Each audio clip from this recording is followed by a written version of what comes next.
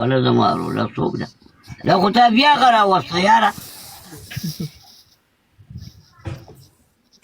او دا بر قاضي څه کوي نه جاړ د شم ثانک یو نه دا بر مولا متواصل وي موسی فقیر کاکا بس تو ورسره لګیا دا دي دواړه ورسره ناست دي نو دا خو ما ونه پېژانده دغه څه دی اے نه جالي پیرا خپل تعارف ورته کرواو که چې ته څوک یې ماته گفتو وکړ ها ته راته ځان وښایه زه بلکل ورته په شک کې پروت یم دا متوا څوک دی دا نقلي پیر دی د کینګ اف دیر یم نواب کینګ شاه اف دیر نه کینګ اف لوټرا جهان نسه یم د نواب شاه نه ته دې جنکو څه څه کوې لکه متوا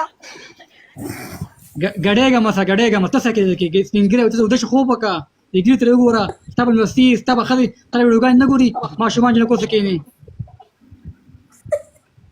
ماشومانو ته خو به زه مشغولېږم خو چې کومه یوه راځي نو یو وسرئ نو ته څه کوې ته خو موتوایي زه اصلاح کوم ته ودشه خوب وکړه ارام وکړه ته تصدیق اذکار وکړه قبر ته خپل نږدې شوي نو ته جنکو څه ناستې اخره ټایم دی او ته تلاوت ولې نه کوې ګیره دې ټوله پرېښې ده ته تلاوت ولې نه کوې چې په وړو جنکو پسې تلاوت هم کوم تلاوت هم کوم ورګه زه دا ایسي لګوم موسی دا بوډا صبر وکړه خپل قبر ته ښکته کړل مړ کېږي او جنکو څه کښېني ډېر شوقي یې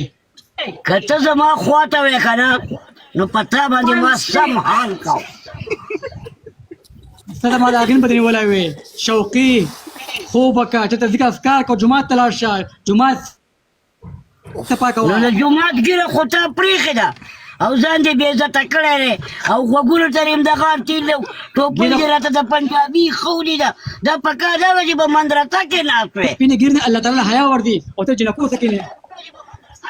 ستا نوسۍ نشتي ستا لوریانې نشتي جنکو څه کښېنې دا پوزه دې خپله ده نوسۍ نه لرې نورې خبرې به کوو دا پوزه دې خپله ده که پردۍ ده پوه د پتن در کتله شرم نه درځي لږ حیا وکړه شرم وکړه ستا لوریان به ګوري ستا نوسیانې به ګوري چې زمونږ نیکه بچهباز دی نه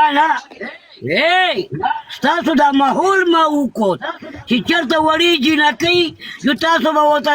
درې بوس په ولاړ یئ درې به ورته بوس په ولاړ یئ چې جنۍ یې نه نو درې به ورته بوس په ولاړ یئ زمونږ خو همزوی ده ته خو بوډا یې ستا به ښځه کړې ستا خر ویډیوګانې ګوري ځانه بل واده وکړه ظالمه څه کې سپینه ګیرې دې ده ته د دې قابل حیا کوه ای ته د دې قابل بالکل قابل ای ته د دې قابل ما ورته خور ویله ته خو بچهباز یې بچهباز لږ شرم کوه